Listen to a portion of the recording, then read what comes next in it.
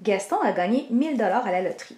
Avec cet argent, il achète une Wii, ainsi que 2 manettes supplémentaires pour 379,95 $. Il se procure aussi 3 jeux à 54,60 $ chacun.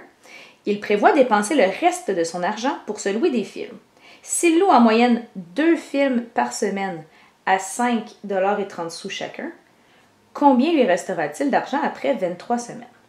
Donc ici, on veut savoir quel montant il reste des 1000 $ de départ une fois que Gaston a fait toutes ses dépenses.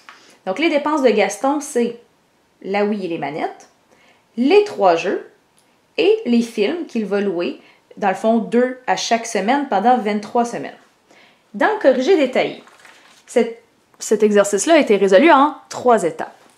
Première étape, les dépenses qui sont pour la Wii et pour les 3 jeux. Donc les 3 jeux qui coûtaient chacun 54,60 $. Ce qui nous donne 543,75 $. Ensuite, une autre étape pour la location des films. Mais cette étape-là aurait pu être inclue dans la chaîne d'opération ici.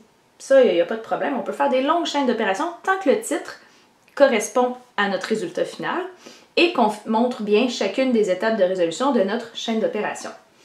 Donc, coût de la location des films. Il en loue 2 par semaine qui coûtent chacun 5,30 $. Donc, à chaque semaine, il va dépenser 2 fois 5,30 $ et 23 semaines vont s'écouler pendant lesquelles il va faire cette dépense-là. Donc, il va 23 fois dépenser pour 2 jeux. Ce qui nous donne un total de 243,80 $ pour les jeux. Pour les films.